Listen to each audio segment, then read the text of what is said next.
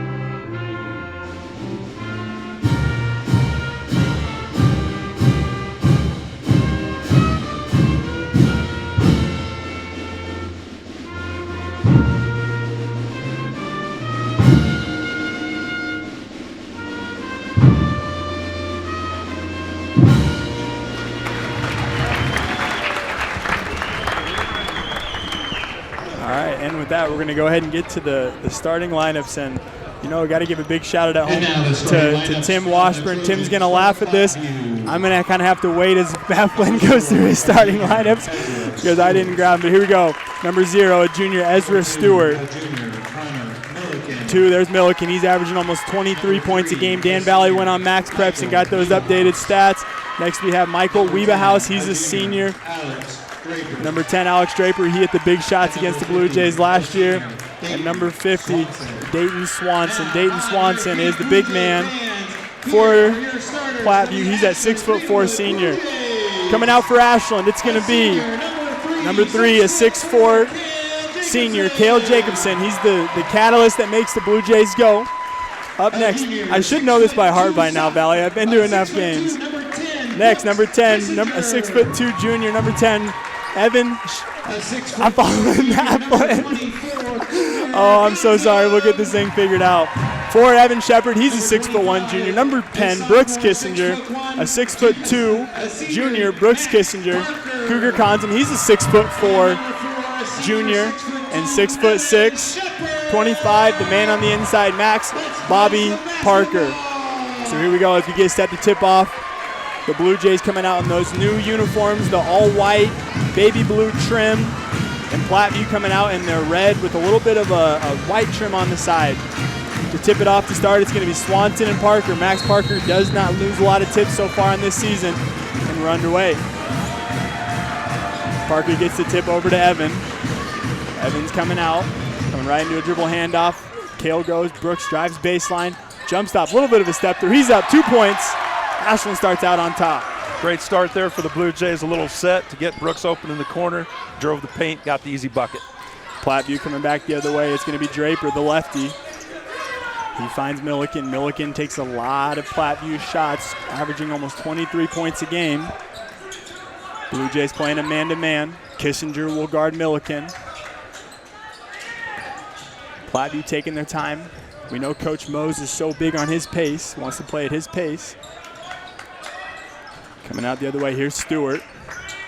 Stewart, the junior, finds Draper. Back to Stewart. Stewart drives on Jacobson. Good jump stop.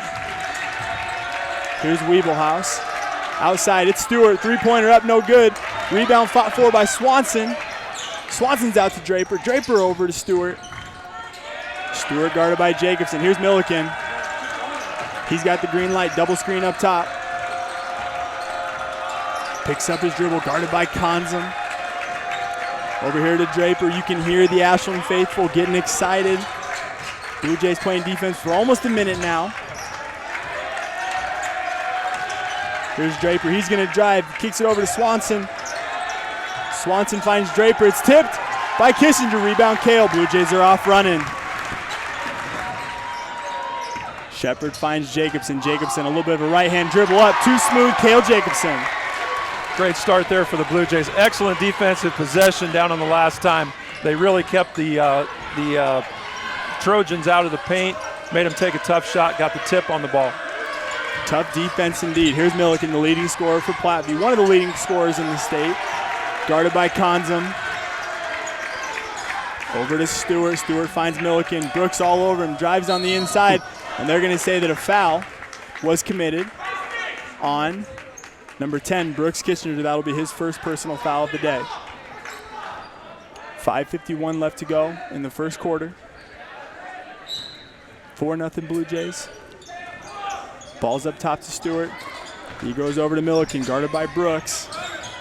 Takes a look, long three, another block by Kissinger. And the Blue Jays are out running again. Consom finds Cale. He crosses the timeline. Back cut, stolen away by Stewart. Running the other way, here's Milliken. He goes up and loses the ball, and it's going to be off Milliken, Blue Jay ball. Well, the Blue Jays are playing excellent defense to start with. One advantage they have is they're so athletic. Basically, all five guys can switch on to shooters. So with all the movement and motion that Platteview has, they can really get out on those shooters, and they don't really lose a whole lot with matchups. Blue Jays coming out a little bit of a set. Ball screen to Shepard. Shepard drives on the inside, finds Kissinger on the outside. Three ball, bingo! Brooks Kissinger. Great look there for the Blue Jays. Shepard drove the paint, Trojans had to help inside on Evan, and he found Brooks wide open in the corner for the 3. 7-0 Blue Jays as Brooks Kissinger hits that big shot. Milliken coming back the other way. A little 16-foot pull up in. That's smooth like butter. Connor Milliken. Milliken averaging almost 24 points a game. Dan Valley went into max preps and filled in a couple of those extra stats just so that we knew. And here he is, Milliken on the other side. He's going to drive in. Will he take Kale on? No, outside to Stewart. Stewart thinks about it. Over to Swanson. Here's the three-point shooter, Draper. Off the backside. Rebound Kale. He's off and running. Finds Konzum. Konzum swatted away by Draper. Wiebelhaus drives in with the right hand. He goes up over Kale. Scrum for the ball. And it's Swanson on the inside. Here's going to be Draper, no good. Back to Wiebelhaus, no good. 3 offensive rebounds on this possession. Draper goes. Kicks it over. Here's going to be Stewart. Stewart goes up and he's fouled by Shepard. And 1. Stewart. You can really see the emphasis there that the Trojans put on that 3-point shot. There was 2 or 3 times that number 50 Swanson had the ball on the offensive rebound, had a wide open look inside, but instead of going up with it, he kicks it back out to a 3-point shooter. And the offensive rebounds created those extra opportunities for Platteview. It's going to be Ezra Stewart going up. Misses the free throw. Rebound Max Parker. Coach Mose definitely can't be happy about all those offensive rebounds against the Blue Jays.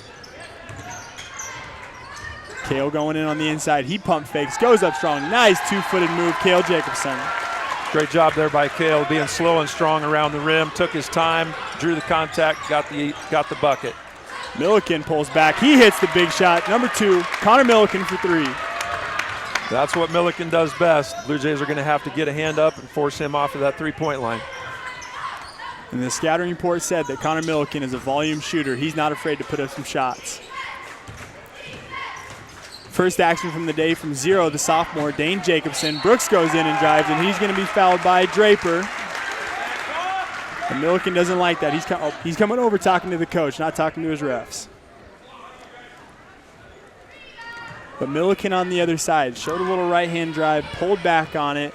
He truly does have the green light for Platteview. That was a very nice move by Milliken. You don't see a whole lot of pull-up jumpers from him, but when the Blue Jays get out and force him off that 3-point line, he's definitely capable of knocking down that 15 to 17-foot shot. And I'll tell you what, there is some footage floating around of Milliken from this summer, from some of his summer league stuff, and he's a pretty athletic young man. I saw some windmill dunks, some off the backboard dunks. He's only 6'1", but he can jump with the best of them. Yeah, he definitely plays bigger than his size. And here comes the junior, Milliken. Gets a ball screen from Wiebelhaus. Stewart. Over to Milliken. Here's number 3, Michael Wiebelhaus. Platteview taking their time. Milliken on Jacobson. Jump stops in the lane. Out to the shooter, Draper. Right-hand drive. Put up a lefty floater. 2 points from Draper. Alex Draper. Pretty nice move there. Really tough shot there by Draper. Hung in the air. Looked like Brooks had really good defense on him, but he was able to knock down the floater. Coming back the other way, Jacobson has it, guarded by Stewart. Blue Jays doing a good job reversing the ball. Cade Bridges in the game for the Blue Jays. Jacobson up top. Surveys his options. Here comes Kale. Kale sits on it. Nice behind the back pass to his brother. 3-pointer, Dane, just off the front of the iron, but a smooth pass from Kale. Crowd getting into it, chanting defense. Here's Milliken, a tough little shot. Great defense by Brooks. He ends up with the rebound. Blue Jays are off and running. Kale up to Bridges. Finds Dane. Sits on it. Back to Dane. Dane, open 3-pointer. Will he miss? Sorry. Dane doesn't miss 2 in a row is what I meant to say right there, but just barely missed. That one was all the way down and came back out. There's Milliken for 3 again. And talking with Coach Mose before the game today, he talked about how Milliken is not afraid to shoot those transition threes, those transition pull-ups. He truly does have the green light. He does. Most players, that would be a bad shot, but Milliken has shown that he can knock him down. He's definitely a volume shooter. He's going to keep shooting them. Nobody's going to slow him down from taking those shots.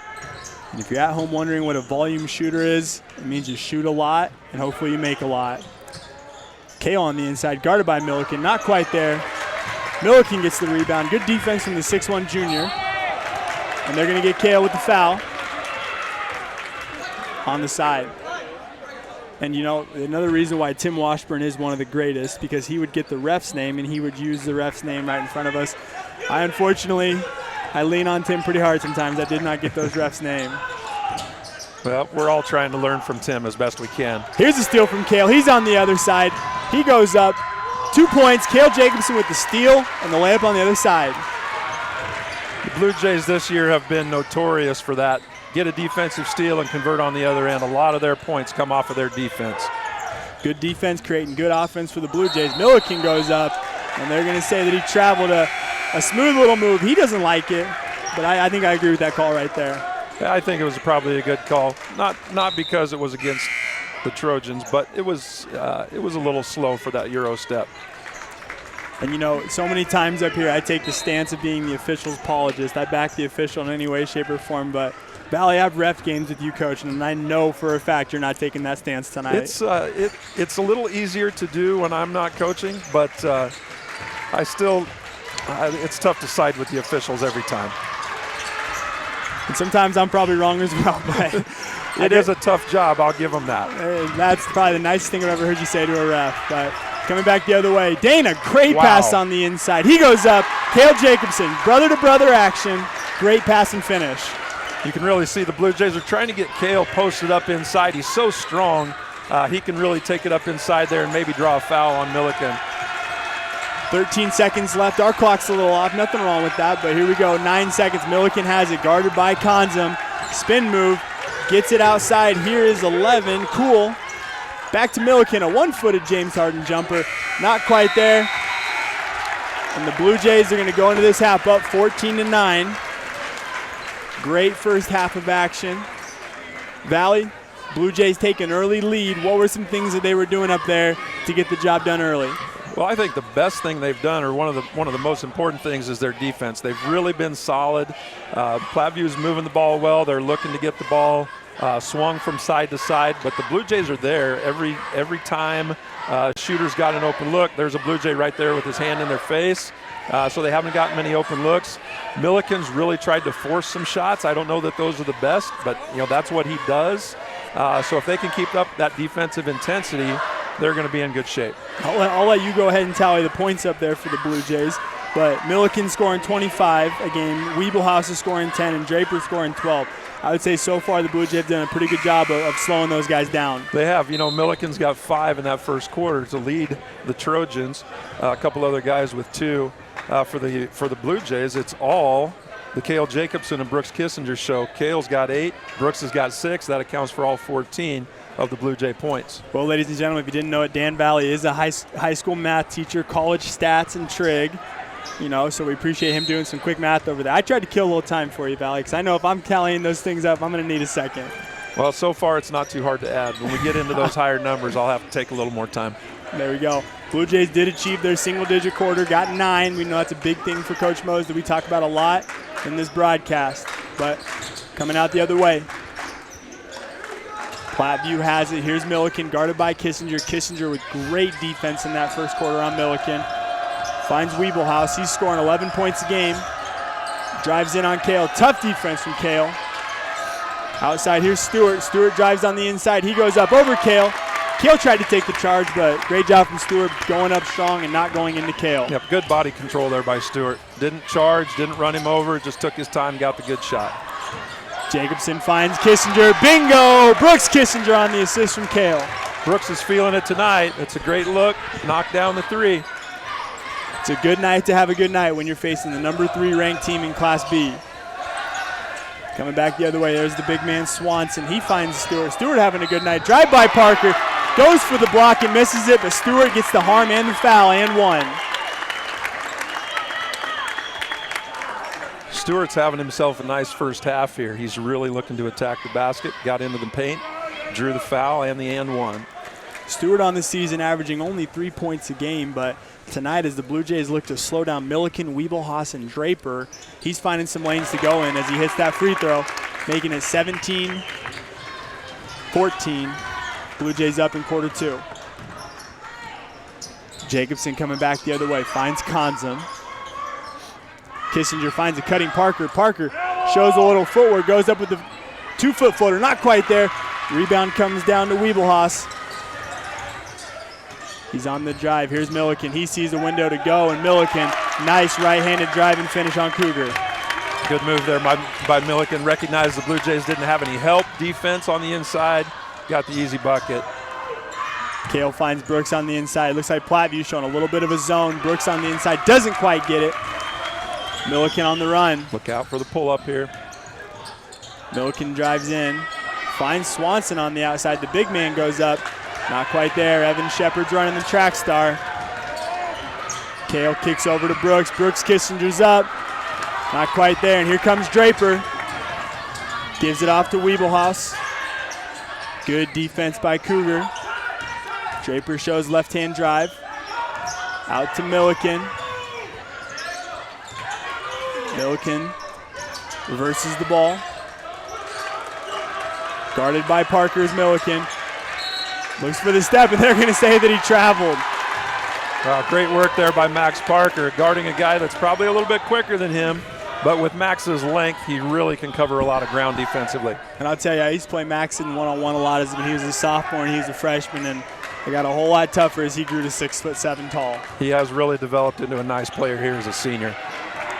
And there he guarded once again. Don't want to beat a dead horse, but one of the leading scorers in the state. Max kind of shut him down. Cale Jacobson up from 3, going to be a little bit short. Max with the hustle. Throws it to Milliken. Milliken's up to Stewart. Stewart continues his torrid streak. Another 2 points for Stewart. And a great pass from Milliken, finding the cutting Stewart. Brooks shows drive.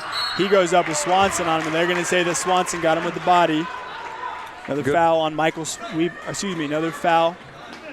I don't have his first name down here, but Swanson. Dayton Swanson. I'm going to get that written down. Max Preps is a great resource, but you got to write those names down back in there. So, Valley, go ahead. What did you see on that play there? Well, Brooks, he was real aggressive, took it in strong. I was a little worried he was going to get the shot blocked by Swanson, but he got into his body a little bit and was able to draw that foul and knock down one of the 2. Brooks hitting one of his 2 free throws. That makes it 18-18 with about a little less than 5 minutes left to go in quarter 2. And there, a little bit of an errant pass. I had my head down in the stats. What happened there, Valley? Well, just a little bit of a miscommunication there by the Trojans.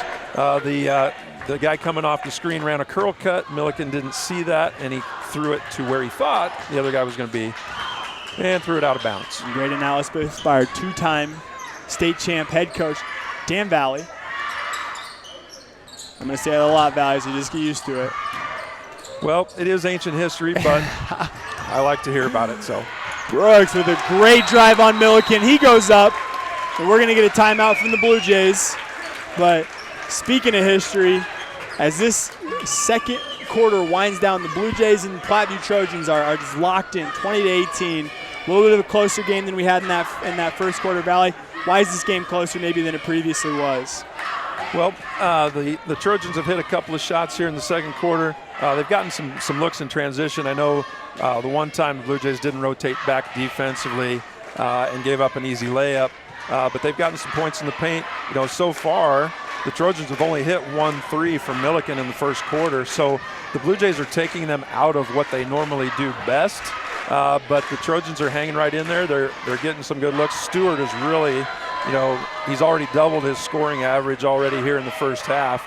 And for the Blue Jays, Brooks Kissinger is carrying us right now in the second quarter. He's got all 6 of the Blue Jay points here in the second frame. We talked about in the pregame about how Milliken's scoring almost 24 a game. Wiebelhaus is scoring almost 11, and Draper is scoring almost 13 a game. But right now, just like Valley said, it's Stewart kind of leading the way. He's got 6 points for the Trojans. And it's a 20-18 game here with 4:26 left to go in quarter 2. We'll see if the Blue Jays make any defensive adjustments here. Looks like they're staying with their man-to-man. They've got Cale guarding Stewart. Brooks stays on Milliken. He's done a pretty good job on him tonight. Cougs on Draper. A little flare screen over there for Milliken, but Brooks is all over it. Back up to Milliken. It feels like every time we start going around some names, it ends back up in Milliken's hands. He shows a little bit of a move, a little too much. Here's Stewart for three. Will it go? Not quite there. Rebound, Max Parker. Kale's calling for it. Blue Jays come back the other way. Kale showing some footwork. Max Parker, he's had a great season for three. Will it go? Bingo! The big man, Max Parker. Great look for Max. He loves that top of the key three-pointer. He can knock that down with the best of them. And just a mismatch nightmare. You've got Swanson on Parker. He doesn't want to play defense on the outside of the three-point line. But Max Parker really stretching that defense out. Blue Jays make it really tough on a defense when they're bigs. Cougar and Max can step out and hit those threes. It really puts a lot of stress on a defense. And the Blue Jays scoring almost 70 points a game this year. That is quite a lot of points to score on the day-to-day. But we're going to get a foul on the inside, but I'll tell you what, Max Parker was all over that thing. That'll be number 2 on Evan Shepard. He got caught a little bit on the backside of the defense, didn't quite get into position quickly enough. Looks like we'll bring in Bridges to replace Evan. I'll tell you, Dane was coming into the game, and then he checked in for Brooks. I kind of thought for a second Mo was going to get him out, and there goes Cade Bridges back in there. The junior having a great year shooting, playing defense. Really like what Cade Bridges has shown this year. Stewart back again. Kale gets a piece of it. Off and running. Here comes Kale. Finds Cougs on the outside. Kale shows a nice little shifty move. Over to Cougs, not quite there. Rebound's going down to 11. Here's Cool. Cool finds Draper. Draper on the inside finds Stewart, and man, I'll tell you, Stewart is really getting it done tonight. He is. He's working hard on that offensive end. The Blue Jays just kind of lost him there on the backside, and he was there for the easy bucket. 23-20, Blue Jays are up. Look to find Max Parker on the inside, and they're going to say that Draper got a little hand on that swipe. Only the 3rd team foul on the Trojans on the half. You know, it's been a 5 fouls for the Blue Jays, 3 for the Trojans, 2:36 left to go. There has not been, they've let them play quite a bit tonight. It's really been a clean, well-played half both ways. So would you say, in your opinion, is it a product of the ref's standard of a foul, or is it more the way the teams have been playing? I just think both teams are playing excellent defense. They don't have a whole lot of hands on. It's been just well played and well officiated. We'll say it. I'm proud of you, Valley. Speaking of excellent, brother-to-brother connection continues. Kale finds Dane from the mid-post, 25-20. Blue Jays are up. Draper on the other side tries to cut back into that lead. Not quite there. Scrum for the ball. Milliken ends up with it, guarded by Bridges. Milliken likes this matchup. He drives, spins. Bridges goes up, plays a little defense. Great spin move there by Milliken. He was able to get in the paint, had Bridges on him. Bridges is a little smaller and just couldn't quite handle the spin move. And they're going to say that Kale traveled him. Sorry about that. For some reason, our clock wouldn't stop. It was saying there's 1:54 left. We're going to let that thing go. Strive student All-American Logan Yinling was all over that. He taps me and he goes, clock won't stop. But Logan, thanks for jumping all over that one. I appreciate you. Coming back the other way, 1:47 left to go. Milliken has Jacobson on him. 25-22. And there goes Milliken. He's up 2 points over Jacobson and Max Parker. Blue Jays coming back the other way, looking to run. Cougars up, not quite there. Battles for his own board. Finds Parker. Kale, nice little between the legs. They go up, and I'll tell you what, Valley, speaking of good officiating, I'm very glad that they didn't call that charge on Kale. Yeah, that was definitely a flop by Stewart. The officials did a great job there of not bailing the guy out on that non-charge call. But I'll tell you, Tim kind of said there's 2 types of, so he calls them acting jobs. He's a little more gracious than you with the flop word, but he says you can act like Dwayne "The Rock" Johnson or you can act like Brad Pitt. So that's a Dwayne "The Rock" Johnson acting job there. Not a big movie guy. You don't watch Dwayne "The Rock." I can't remember the last movie I saw with him in it, but fair enough. That's a good analogy. Explains though. the lack of an analogy there. But coming back the other way, enough talk about the Oscars. Let's get back into basketball. 1:12 left to go. 27-24. Blue Jays are up. Milliken spin move on Parker. Parker gets a steal. Blue Jays off running. Here's Max. Not quite there. Scrums for the ball. It ends up in Max Parker's hand. He goes up. The hands are up. We don't know how it happened, but we're glad that Parker ended up with that basketball. Well, it wasn't pretty, but it ended up in the right hands, and Max finished for 2. Under a minute here to play in the second quarter. 40 seconds left to go, and for some reason our clock's not stopping, but we'll keep you updated with our mouths and talking about things. About 33 seconds left to go. See if the Trojans hold for one shot here, or if they go ahead and try and get something. 26 seconds left. Ball gets around, finds Stewart. He's had a good first half tonight. Over to Wiebelhaus. Down to 15 seconds. Milliken has Jacobson on him. He pulls up. It's going to be up. No good. Kale has it. 5 seconds. 4, 3. Jacobson goes, and he gets tripped up. Cougar finds it. Up. They're going to say no good. The basket goes, but it's no good. And I'll tell you, Kale right now is not happy. He thought he got tripped on that play. What'd you think, Dan? It definitely looked like he got tripped up from behind there, and that caused the ball to go free. Cougar got that shot off just a little bit late. It was definitely after the buzzer. But a great first half by both teams. Been real entertaining, great basketball, and we can look for more of that in the second half. Well, I like that a lot. Good basketball. We can look to a lot more of that in the second half. Once again, we usually have a plan for halftime, and I don't know if we ended up talking to Dave Hubert or not. Usually we get him up here to talk, but you know what? If he didn't, that's totally fine. Tim always credits me for doing a lot and setting this system up and going from there. But I think I need to credit Tim a lot because he sets up, he does all the stats, he does the pregame, he does the postgame, he does so much, and he always sets up the halftime interview. Well, that's what happens when the boss man is away. We all have to change roles and fill in, and we take Tim for granted sometimes, but he does a tremendous job for Ashland and the whole community. Well, I haven't checked my phone yet, but I'm sure that I've got a couple of texts. Oh, we've got a couple texts from him. All right. Tim's dying.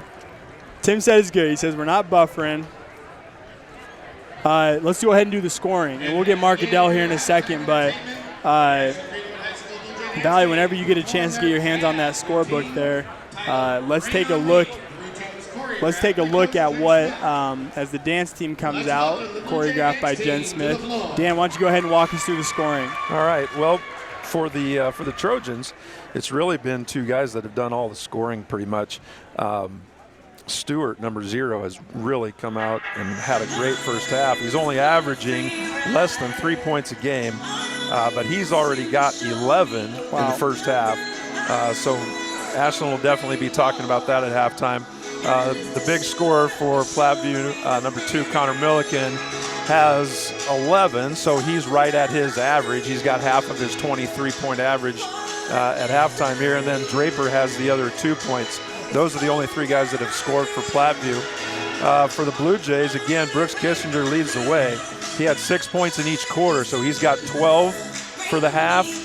Cale Jacobson right behind him with 10. Cale only had 2 points in that second quarter, though. The Trojans kind of slowed him down that way.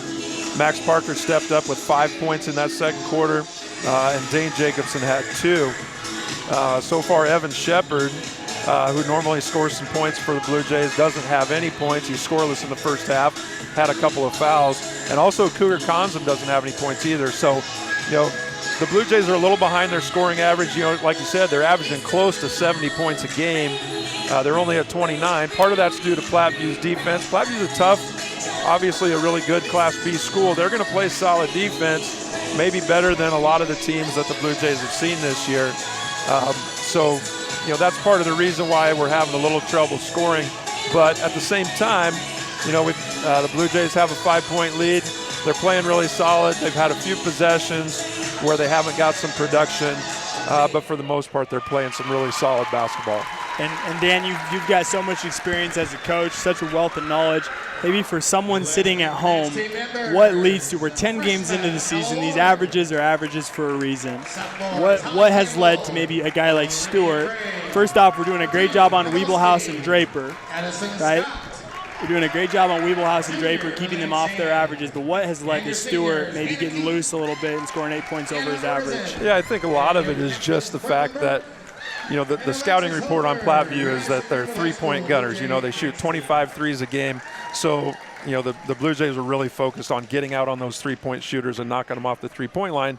Well, that opened up some lanes inside, and Stewart took advantage. We kind of lost track of him a little bit, and he was able to get some looks inside. All right, well, really quick before we go to Mark Goodell, we've got a text from Ryan Thompson, head football coach. He says, doing a great job.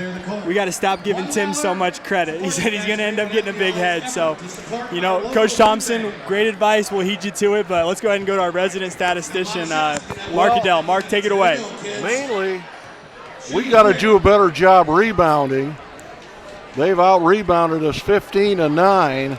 We don't have any offensive. They've got 5 offensive, which is why they're in the game right now. And actually, they've got to feel pretty good about themselves. They are 11 of 26 from the game from the field for 42%, but you've got Ezra Stewart, who's 5 for 7, Connor Milliken, who is 5 for 8. So those two guys have carried the bulk of the load. From 3, they are just 1 of 11. And that, you got to figure, is going to change. So we got to do a better job on the boards. We are 11 of 19 from the field, 58%. 3 of 8 from 3, 38%. 4 of 6 from the line, 67%. As I said, 9 rebounds. For the most part, we've taken pretty good care of the ball, turned it over just 4 times. And Plattview's got some quick players, so that's pretty good. They've turned it over 6. All right, there we go, and there's Mark Goodell for you. So Dan got the numbers in front of us. Platteview shooting 42% from the field, Blue Jays shooting 58.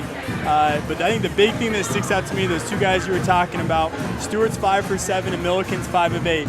If I remember correct, Milliken got some early shots blocked, so he's been on a tear since then. What's allowing him to get loose and really finding his rhythm as we go into this game? Yeah, I think in that second quarter especially, he really stopped trying to force the shots as much as he was in the first quarter. And instead of settling for jump shots or contested threes, he really looked to attack and get to the rim. And he did a really nice job. There was a couple of times that I thought he might get a shot blocked. Max Parker was right there to help defensively, and he was able to score over his defender and over Max. So he's really got an all-around complete game. He's really tough to stop inside. Well, I think, he's a great scorer.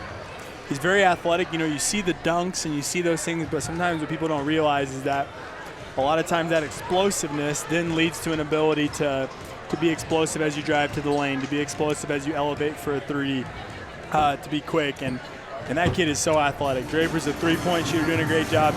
Stewart kind of maybe more of a, no disrespect when I say this, more of a garbage man, kind of a guy that's in there to get rebounds, play defense. He's guarding Kale tonight, having a great night. But Valley, I can say that because when I was in high school, I was known as a garbage man. Absolutely. I've been right there. I was never the primary scorer on any team I was on, so I had to find it where I could. One thing that Mark brought up that's probably a good point for the Blue Jays defensively, Platteview does shoot the ball pretty well from 3 on a normal night, and they're only 1 for 11. Okay, and if you remember last year's game, like you talked about earlier, in that second half in the fourth quarter, Draper just went off with about 4 threes in a row. That could be concerning. The Blue Jays are doing a great job of defensively being out on those shooters. But once Platteview sees one go in and they start putting them up, that can lead to a run. The Blue Jays are going to have to be ready for that. I just remember it was like I was sitting, because they were restricting attendance back then, and so I stayed home and watched it on the NFHS network. And I just remember sitting in my kitchen, and I was eating dinner, I was watching the game, and I had the scouting report in front of me. I helped Coach most with it, and I thought, who is 0? He just hit a 3, then he hit another 3, and then he hit another 3, and then he hit another 3. So, that's maybe why it sticks to me, because I can remember exactly where I was, and it just feels like Platteview always comes out. I'll tell you what, honestly, this is my honest assessment. This thought just came to me. They always switch to zone in the second half. The last couple years I've been with them, and they may do it this year, they may not do it, but they always switch to a soft 2-3 zone. Blue Jays shoot a little better maybe than previous years, but that's something that teams have done against us. So let's say that does happen. Let's do the forecasting game a little bit. They switch to a soft 2-3 zone. What do the Blue Jays have to do? Well, I think the biggest thing that they'll have to do is not settle for three-point shots, not take the first shot that comes along. It's easy when a team's in a zone. You've got an open look, and you're tempted to just go ahead and put that shot up. But if they look to attack the paint, get the ball in those gaps, and then kick it to an open shooter, your chances of making those shots goes up quite a bit. Well, and I'll tell you what, there's 54 seconds left to go in this first, in this halftime. Two golf coaches up here, Valley, girls golf coach, myself, I'm the boys golf coach. Valley has a lot more knowledge and a lot better coach, but we can't go through the broadcast without talking about golf. The weather's been pretty nice recently, Valley. You get out and swing the sticks a little bit? We actually haven't been out to a golf course, but the family actually did go to Top Golf on Sunday for a little family Christmas outing. So, yes, I did get to swing the clubs a little bit. My back was sore yesterday after that, but it was nice to get out and swing the clubs a little bit. Well, I know you've got one son in med school, and you've got another son that's working to be a golf professional. So who won that matchup of the Valleys? Well, I just have to say that I think the scoring system at Top Golf is a little messed up. I'm not sure that it rewards great shots.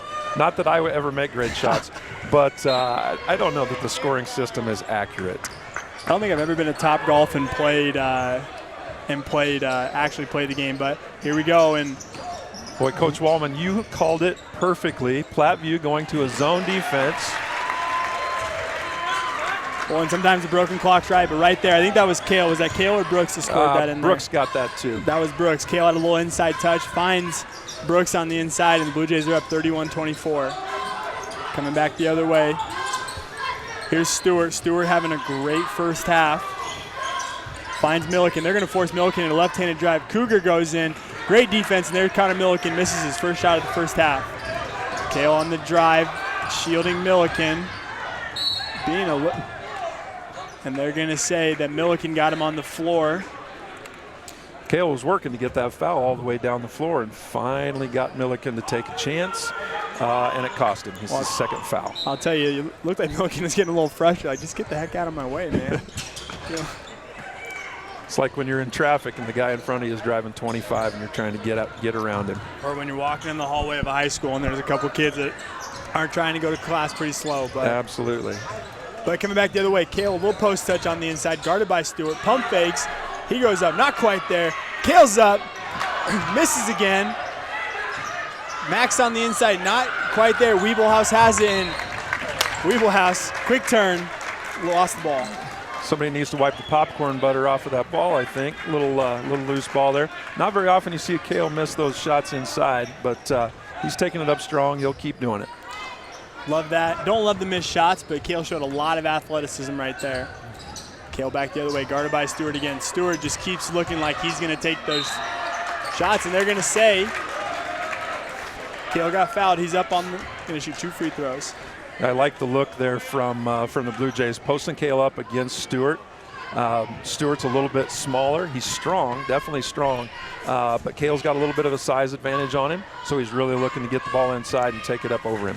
Well, I'll tell you, ever since the second half of the Wahoo game, they have really taken advantage of putting Kale in that mid-post, that post up at the 15, 16-foot range. Absolutely. He's just a matchup nightmare for any team. You know, he can get it on the perimeter. He can break you down with the dribble, but he's really tough in the post. I like that part of what the Blue Jays have done offensively. Great job by the coaching staff. And as Kale makes that transition to college, he's going to be looking to play the point guard position, but in Class C1 basketball, he's a mighty fine post. Absolutely. Platteview back the other way. Here's Weeblehouse. Finds the ultra-skilled Milliken. Milliken shows a right-hand drive. It's stolen by Max Parker. He goes down. Here's Stewart. Up and not quite there. Swanson came in on the backside and got a tip block. Milliken guarded by Jacobson. Blue Jays staying in the man-to-man. Rotating the ball. Here's Stewart. Had 11 points in the first half. Tries the 3-ball. Just off the back end. I tell you, he makes that shot. That'd have been one heck of a night from Stewart already. Shepard coming back the other way.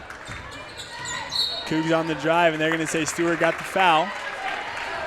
That is going to be Stewart's second foul of the night. Only a second. That's big because he's guarding Kale. He's doing a lot of things on the defensive end. Jacobson inbounds the ball to Shepard. Another mid-post touch for Jacobson. Finds a cutting Brooks. Brooks shows the spin on Milliken. Milliken really bodying up Brooks, but here's Wiebelhaus on the run. He finds Draper, and dangerous play. They're going to say Kale got him, and Kale walks up, and you can see him mouthing the words, "My bad, didn't mean to quite catch you in the face." Good hard foul there by Kale. He wasn't trying to hit Swanson in the face. He just kind of got him on the way up. Now, obviously, in the college and pro level, they might be looking at that for a flagrant foul, but there was nothing malicious about it. He was just trying to prevent the layup. It's a good way to describe it. And Swanson's first free throw is up and good. Swanson, a 6'4" senior, plays the inside for Platteview. He's scoring 4 points a game just about. First points of the quarter there for Platteview. Went over 2.5 minutes without scoring. Great insight from the two-time state champ, Dan Valley. Kale just having his way, messing around with Milliken. Finds Cougs on the outside. Cougs corner three. Bingo! Cougar Consum three-pointer. There we go. First points of the night for Cougar. It's good to see him get untracked. And I'll tell you, I can see why Tim always yells bingo. It just kind of feels good to have that to fall back on. Well, you hate to steal a guy's catchphrase, but when it fits, you got to go with it. Milliken, a little bit of a step back. It rolls around the rim and it goes. That's a tough move from Milliken. Great shooter's touch there. Got the nice soft bounce on the rim. Well, I'll tell you, Barry and Kendra were talking at the Fort Calhoun game. They were talking about Bazinga and Whammo and all that stuff. And I shot him a text and said, AG Strive and BBN is bingo. And they're going to say that Parker got it. And finally, Stewart there gets his charge call.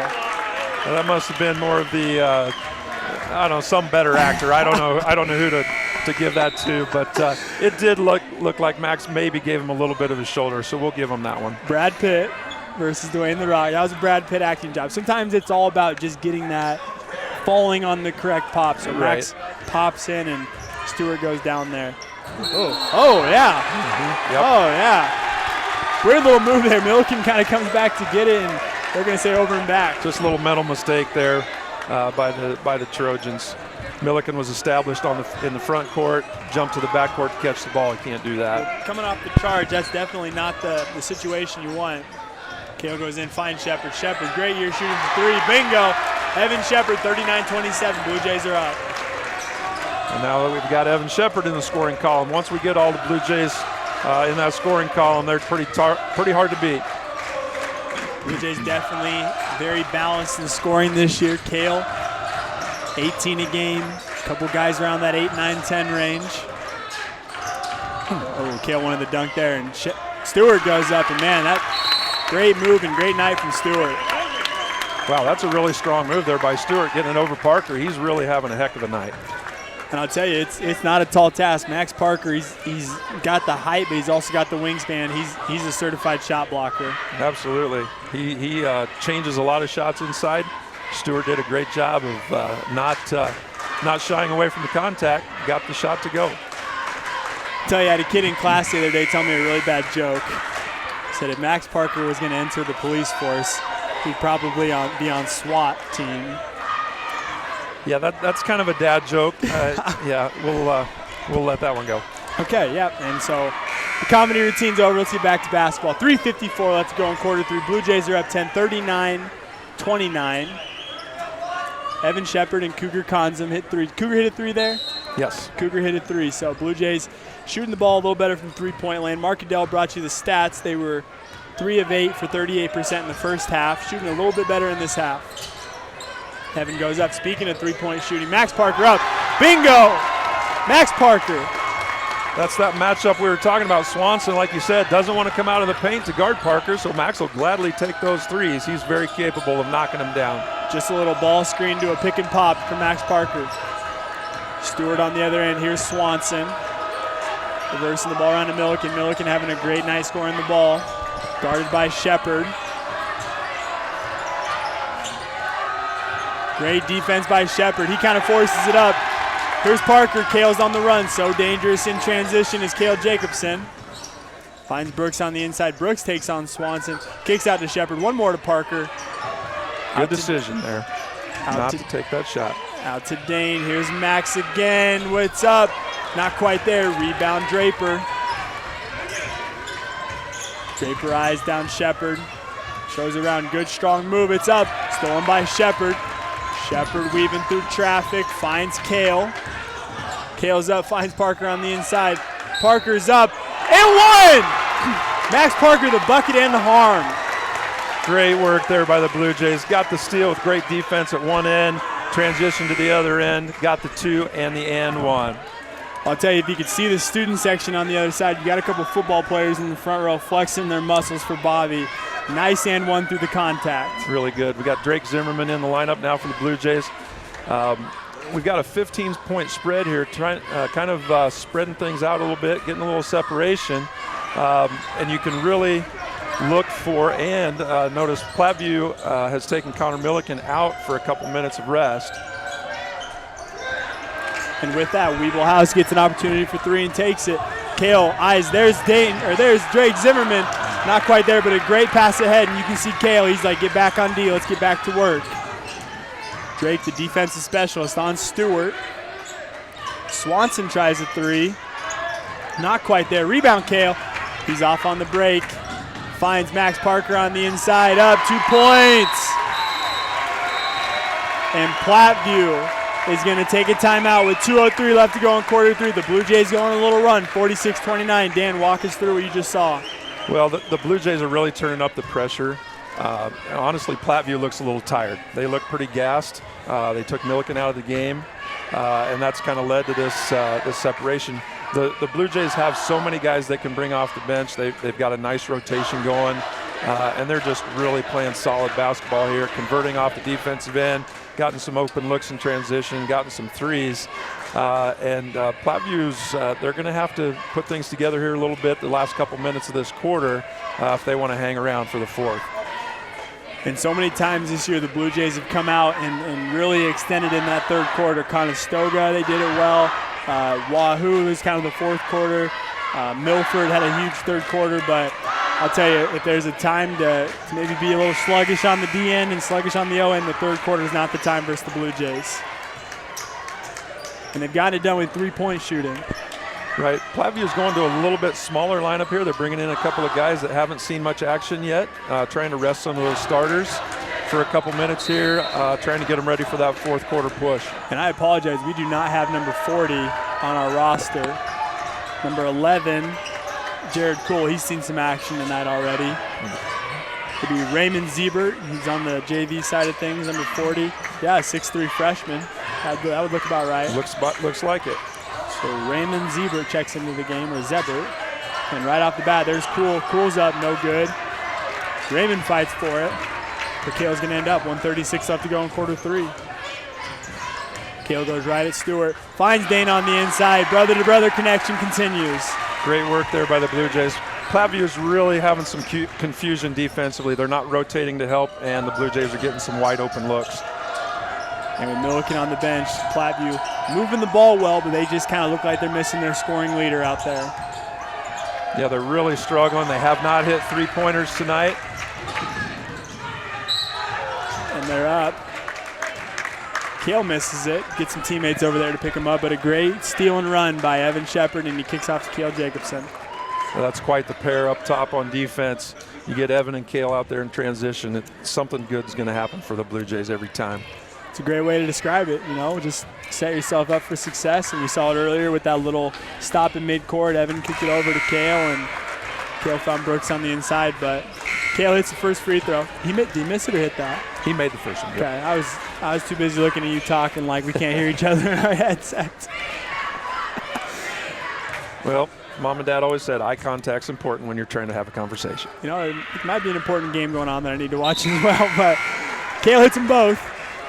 And we're going to see Brooks Kissinger sub in for Kale. 50-29. Blue Jays are up 1:06 left to go in quarter 3. Huge shout out to our Strive students working tonight. We got Isaac Love on the camera, Michael Costello on the second camera, and Logan Yinling running our camera switcher as well as our scoreboard tonight. So thank you to those kids. Coming back the other way. Here's Stewart tonight. Finds Swanson. Milliken checks back in with 50 seconds left to go. Here's Stewart. He drives. A lot of confidence from Stewart. And they're going to say that he traveled. Blue Jays get the ball with 44 seconds left to go. So Valley, 44 seconds left. What are you thinking here? Coach Mose looks like telling the guys to hold for one shot. We've got about 40 seconds left here. It'll be interesting to see if Platteview lets them hold for one or if they try and turn up the pressure, maybe force them into a quick shot. And Milliken gets up on Shepard, looking to let that clock run. No Kale out here for the end of the fourth, so Blue Jays are going to need to find someone else to take that last shot. Down to 20 seconds.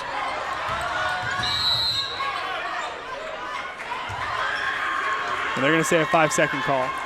I got nothing on that, Dan, because I don't agree, so I'm just going to keep my mouth shut. Yeah, I think I'll let that one slide as well. Everyone's doing their best tonight, but usually guys advancing towards the hoop, making an attacking move, the 5-second call's negated. Exactly. Evan did pause up there, and Milliken was tight, but moving on, 10 seconds left. Draper finds Milliken. Milliken's got a good shot. Good screen from Swanson. Milliken drives, and they're going to say Max got him with the body. 50 to 29. I'm not going to get too picky about these calls, but Milliken drove, created a lot of contact there. They're going to say that Max got him with the foul. And my eyes deceiving me, or are they going to look to sub Kale in here with 4 seconds left? Looks like it. Looks like a good move. We got 4 seconds left for an offensive possession. Look for Kale to maybe get a rebound and push it up the floor. They say with 4 seconds left, you get -1 that many dribbles. So 3 dribbles. Kale can cover the length of the court in 3 dribbles. Absolutely. Max gets it to Kale. Kale goes 3. He gets it up to Brooks. Brooks takes a good look at it. It's going to be blocked by Milliken. Kale thought about it, but Swanson gets it. So the end of the third quarter, we travel into the fourth. 50 to 31. Blue Jays are up. Good half by a couple teams right there, Valley. I see you writing some stuff down. What are you thinking as we close this fourth quarter? Well, a really solid quarter there by the Blue Jays. Outscored Platteview 21-7 in that third quarter to stretch that lead to 19. And again, the Trojans had no three-point shots made in that third quarter, so they've still only made 1 on the game, and they're averaging about 9 makes a game. So great defense by the Blue Jays to shut down that three-point line. Hey, I just got a text. I got to shout out a college buddy of mine, Luke Ruhlman at Hastings College. Luke and I were tight ends together. The only difference between Luke and I is he was about 6'6", 270 pounds. He was a monster, but he's a Crete guy. I just want to give a big shout out to Luke. He lives in Ashland right now. Just want to say what it's up to Luke. Good times at Hastings College. But here we go. Moving on. Clock's winding down. We're getting ready to head into this fourth quarter.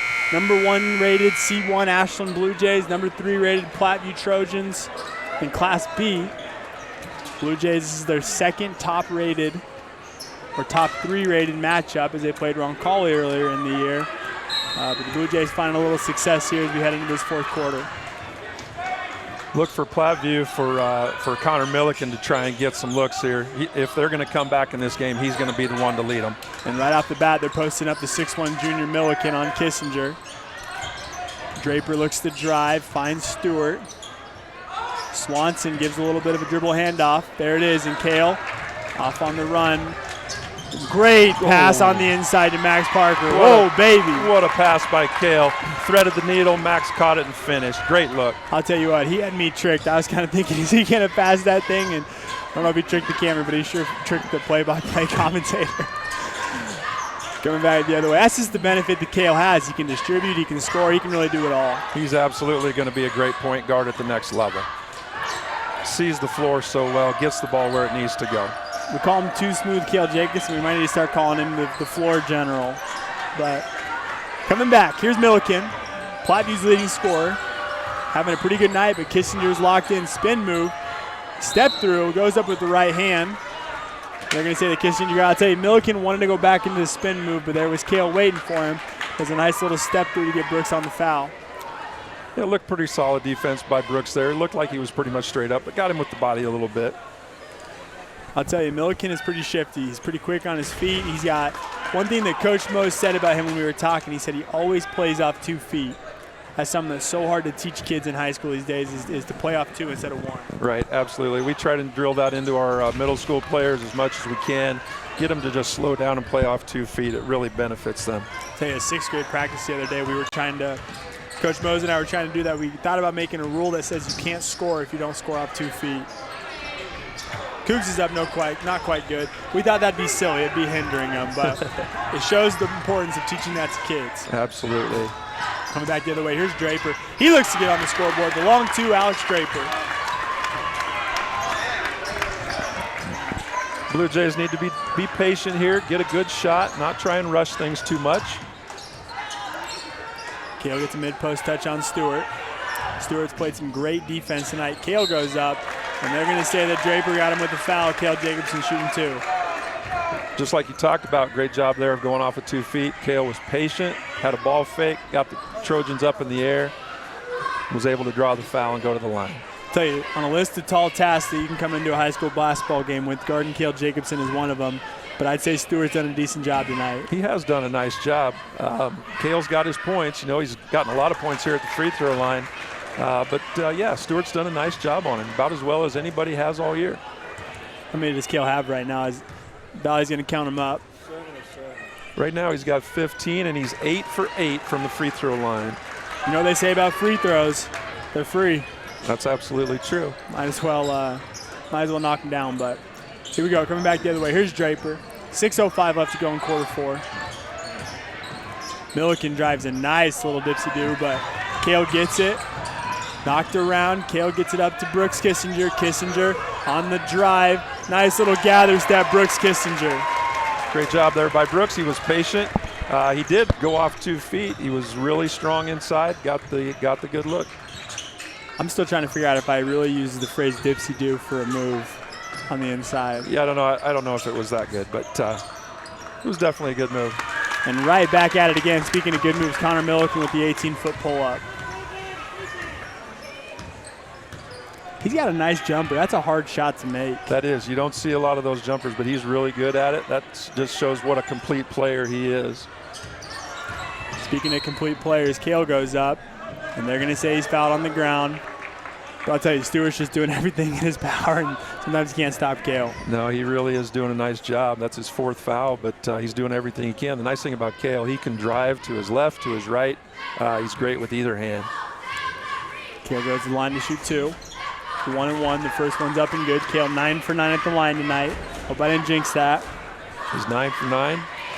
He's almost to the point where he's made as many in a row as I did in my senior year of high school, but he's getting there. So if we go back and look at the record books, could that confirm that? Do you have some data to back that statement? I don't know if they kept records back in the Stone Ages, but I can say for a fact that in the first game of my senior year, I was 12 for 12 from the line. Find a nice piece of obsidian that it was carved into. Absolutely. Absolutely. Well, Valley, both your boys are pretty good basketball players, so I imagine they had to get that from somewhere. Yeah, from their mom, definitely. She was a state champion at Lexington High School in 1987, so that's definitely where they got their ability from. Well, you beat me to that joke, so there we go. We're coming back the other way, back to basketball. Weeblehouse goes up, not quite there. Brooks is off running. Brooks. Nice little pump fake, gets Stewart up in the air. Brooks Kissinger, right-handed layup. Well, I tell you what, Brooks Kissinger is having himself a night. 18 points for Brooks, really playing solid basketball. It's a good night to have a good night when the number 3 team in Class B comes to town. Blue Jays up 60-37, 4:30 left to go. Kale with a nice little block, off and running. Kale in transition goes up. Nice little 2-footed finish. Not quite there. Draper's up. Draper hits a 3-pointer, and Tonjes, we got your text. We're gonna do a little math here in a bit. Speaking of math teachers, we're gonna figure out how many points Connor Milliken has tonight. Coach Moses is gonna take a timeout. Did you text Tonjes back? I think Connor Milliken has 19 at my latest calculation. So he's getting right close to his average. Yep, he has 19 on the game. Stewart, who had all those points, those 11 points in the first half, only has 2 here in the second. So he's come back down to earth a little bit. And how about Kale? How many does Kale have tonight? Kale's up to 18. And like we said before, he's 10 for 10 from the line. Looking to add to those totals. Brooks Kissinger's up to 18, like we said. Max Parker's having a heck of a night as well. He's got 14 points right now.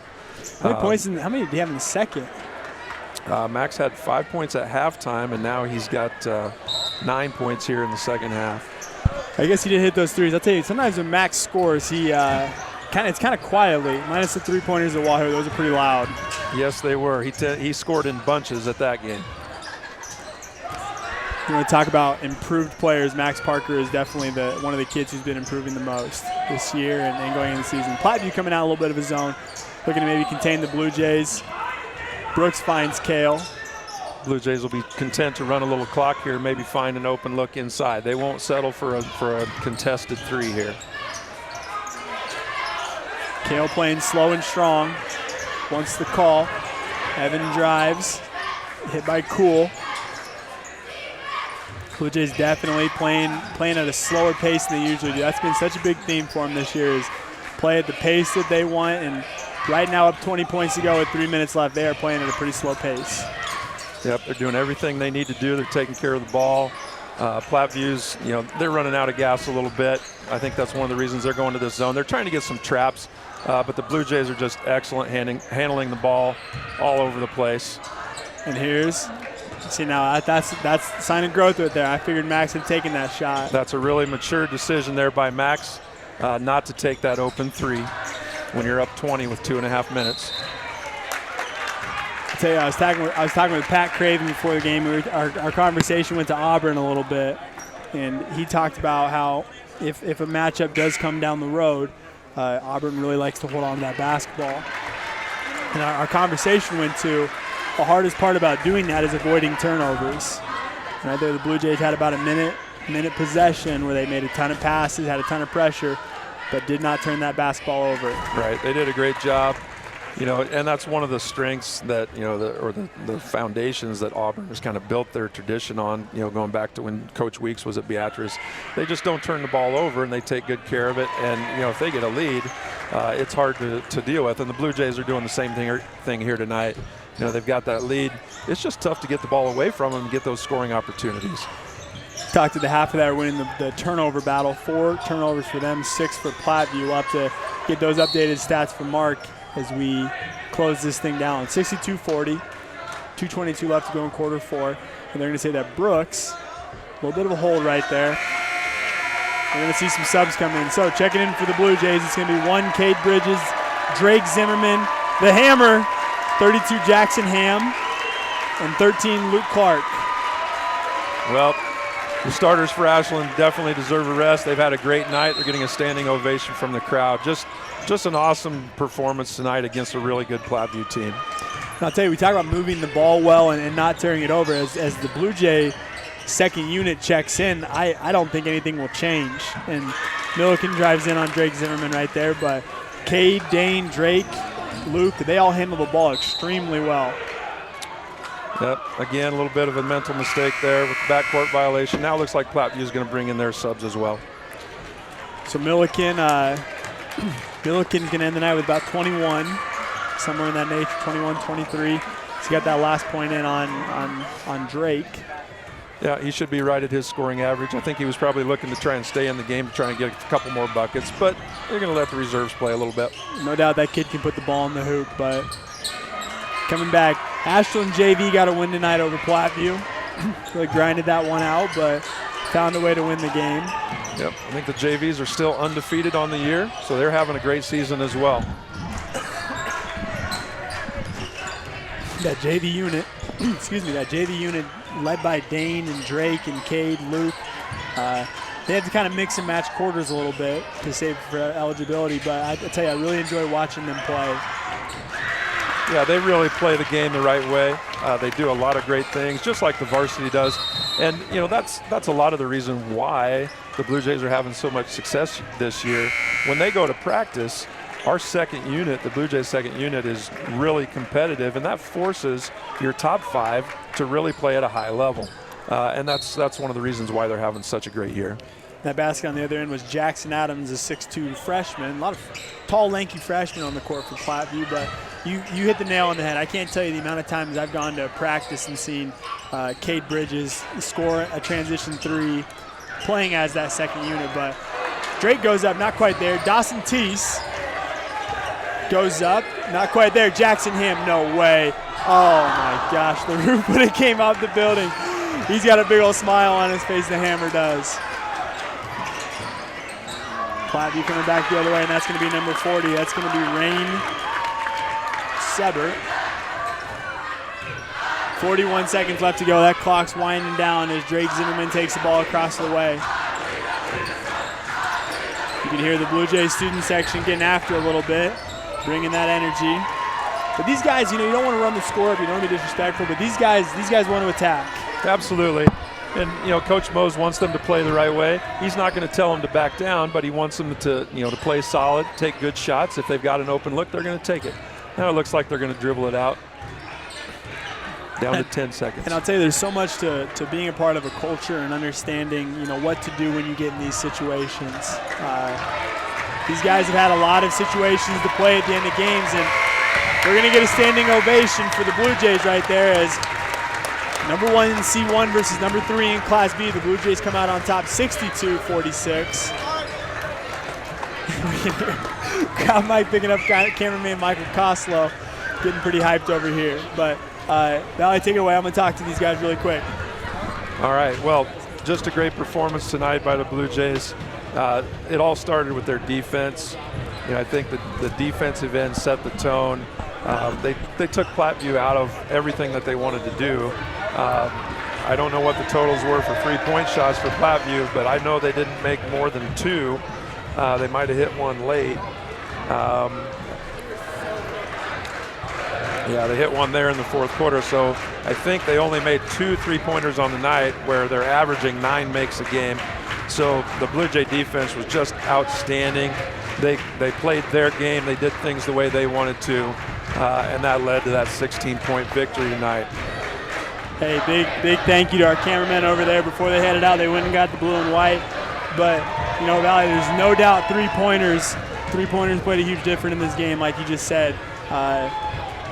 Milliken hit some long 2s, Draper hit a long 2, but they just couldn't really find that stroke from 3 this year.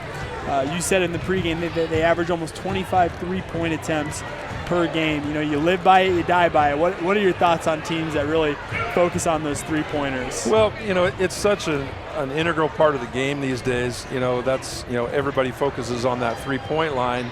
And it's great when they go in, but you have to have a backup plan. And, Stewart did a good job of keeping them in it in that first half. Stewart and Milliken kind of carried them. And then in the second half, things kind of dried up a little bit that way. And they just didn't have anything to fall back on. But the Blue Jays were able to not only hit some open 3s, but they really attacked the paint. We talked about Kale in the mid post. Just really showed all the weapons that they have and why they're the number 1 team in C1. And it was so awesome to see that loss to Roncalli. And Brooks hits the 3 as time winds down, and they battle, but Roncalli ends up on top. It was really cool to me to not see that number 1 ranking go anywhere, because even though there's a lot of great teams in C1, not all losses are equal. Right. And the Blue Jays have shown this year that they are, at least as far as we've seen, they are probably the top team in C1. They've beaten Wahoo, who was number 2 at the time, handily. They beat Milford by a good margin. They beat Platteview here tonight by a good margin. All those top teams, for Calhoun last Saturday, all those top teams they've played, they've won in the end by a comfortable margin. The only close game they had was against Roncalli. And when you look at Roncalli, like you said, they took number 1 in B. They took number 1 Scott to overtime as well. So they are a legitimate contender in Class B. So the Blue Jays are definitely right there at the top of the C1 where they should be. And there was, we've seen Wahoo play. They were awesome. We saw Milford play. They were good. I went down and watched Auburn play Milford after the Blue Jays played there a couple days ago. That Roncalli team was just different. The speed that they played with, every guy was tall, long, and athletic. Jake Orr was something pretty special, but I look back at that Roncalli game and I'm very proud. It's easy to be disappointed at the undefeated season, which everyone seeks, but that Roncalli team is pretty special. Yeah, they were, and the biggest thing in that game was, like you said, the speed of it. They sped the Blue Jays up, forced them to get a little bit out of their game, especially in the first half. Got a little bit of a lead, but give the Blue Jays credit. They fought back. They never gave up. They hung in there. Brooks hit that shot at the end of regulation to put it into overtime. So, games like that, as a coach, you sure don't worry about losing that game because that's really going to benefit your team down the road. All right, and we got Mark Adell here to give us some stats as we close the game out. So, Mark, you ran the numbers. What does that look like in that Blue Jay win? That is a good team, and I almost feel sorry for Platteview. They've played Roncalli, Bennington, us, and they got a team in northern Saunders County named Wahoo up next. That is a murderer's row of a schedule. But the Blue Jays, a strong second half tonight for sure. We did a better job on the glass, all right. We out-rebounded them 12-9 in the second half. Cale Jacobson, a double-double. He had whatever points he had, plus 11 boards. And so they out-rebounded us 24-21 for the game. We had 2 offensive, 6 offensive. But we did do a much better job on the glass. That said, we also got them to turn it over 8 times, and we only turned it over 3. We were 21 of 39 for the game from the field, 54%. They were 19 of 41. They were 8 of 15 in the second half. So when they got the shots off, they did shoot the ball well for 46%. From 3, we were 3 of 6, and that counts Jackson Hams at the end. So in the second half, 6 of 14 for the game, 43%. They were just 2 of 16, and that was a factor there for 13%. Free throws, another factor. We were 14 of 17. Cale Jacobson, 8 of 8, or actually 10 of 10.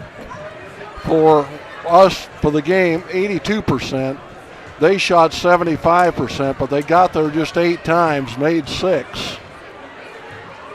Rebounding, we went over, and turnovers, I said we took much better care of the ball than they did in the second half.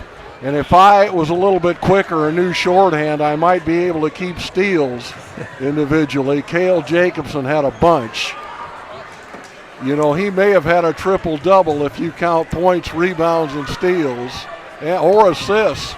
Maybe a quadruple-double. He had a great night tonight. Definitely. It's not something you see every day. But anyhow, we got Raymond Central up next, a conference game, and a team we're favored to beat, but not a team that you can just mail it in against either. Totally. They got to keep the pedal to the metal. Totally. Well, thank you very much, Mark. Let's go ahead and get we got Tyler and Coach Mose up here. Let's go ahead and you guys just want to both come up together, you and Mo. Oh, TC, come on up. TC, no, Tyler. See, now I feel bad. Now I feel like Tyler's but Valley doesn't know what he was signing up for. This is the longest post game in the nation. TC gave it up. He felt embarrassed. Hey, Coach Mose, a lot of really positive things tonight. You see looking over the numbers right here. Let's start on the defensive end. Milliken got a little bit loose. Stewart obviously got a little loose. But 2 guys, Draper, I know you talked about him a lot in the scout. And then, the other name, Weebelhaas, kind of slowed them down. What did you guys do defensively that you were happy with tonight? A lot of things. Executing a scout and a game plan for one. We wanted to slow down their 3 leading scorers, 2, 3, and 10, and we did that. We did a really, really, really good job of that. Two's going to score because he's a really good player, but I felt we made him work for a lot of his stuff. And then we didn't give 10 any open looks. He hurt us last year in the fourth quarter. And 3, as I see, didn't score. So a double-digit score-ish who didn't score is probably pretty good. 0 was a little more aggressive and got in the lane there in the first half. But once we figured that out, 2 second-half points, so we executed really well. Totally. One more question, I'll give it over to Dan. Brooks with 20 tonight, Kale with 18. Valley ran those numbers. Brooks with 20 and Kale with 18. What were those two guys doing tonight that allowed them to find some success? We felt we could get in the paint and score. And so those are our best 2 guards that 2 of our better guards of getting in the paint and scoring. And so they did a good job of playing under control, playing off of 2 feet, and then be able to be strong enough to finish. We even left some on the board there in the lane a little bit from both those guys, but they did a good enough job to kind of close that thing out. And 14 to 17 from the line doesn't hurt either when you're getting fouled. Totally. Dan? Coach, talk a little bit about your defensive game plan. Obviously Platteview is a great 3-point shooting team. They shoot a lot of them, not necessarily the highest percentage, but they definitely shoot a lot of threes, and they did again tonight, but they only made 2, and I got to think that's probably a season low for them. What was the strategy there as far as how to keep them from getting those open looks on 3? The main thing was just not giving those guys catch and shoot threes, so making sure we're attached and that we weren't going to leave them, to be honest, and we were going to make the other guys beat us. So, we did give up 13 points to 0. So be it. We weren't real concerned with that. We didn't want 10 to get going like he did last year. We didn't want 3 to get going like he can. He's one of their better 3-point shooters percentage-wise. And then, of course, number 2 is going to kind of get his. So we felt if we could just make their attempts really tough and limit them a little bit, we would give ourselves a chance. Awesome. Well, Coach, you got any more questions for Mose? Great win, Coach. You've got to be proud of the way your kids played. Like you said, they executed the game plan to perfection. Offensively, there were a few, rough possessions, but that's always going to happen. I really thought, getting the ball to Kale in that mid-post area was really a tough matchup for them, and you got a lot of great looks off of that. Definitely, and that was some things we wanted to look at and go to help our offense out. It got shaky at some times, but when your defense is playing that well, you can afford a few bad possessions on offense, and so the big thing is the kids understand what they can do defensively now, and we can use that moving forward. Raymond Central Friday, UTAN on Tuesday. The road doesn't get any easier as we go down this path. Maybe give us a quick preview of those. Yeah, we've had a great stretch of games. We're fortunate to come out on top on a lot of them, and so we just have to play with that intensity and desire when we're maybe not playing a top 5 team. And that's kind of been our challenge a little bit, is staying focused and locking into things no matter the score and no matter the opponent. Well, good. Coach Mose, you're running the gauntlet right now, and you're running it successfully, so congratulations on a big win tonight. Thanks for calling the game, guys. Absolutely. Well, I think that's about it. The longest post game ever. Valley, you got to come up here and learn. Maybe Grant didn't do it as long on Saturday, but this is how we do it up here. No, we had a pretty good post game there. We had Coach Mose, we had Coach Craven come up and talk to us there. But I enjoyed it. It was a great night. Looking forward to doing it again on Friday at Raymond. Let's do it, and we're back again on Tuesday. So for Michael Kostel, Isaac Love, Logan Yingling, Elliott Gossett made his way up here. Our Strive Student All-Americans. The man on my left, 2-time state champion, Dan Valley, Johnson Brock. I'm Jordan Wallman. Thank you, everyone, for tuning in. Have a great rest of your night.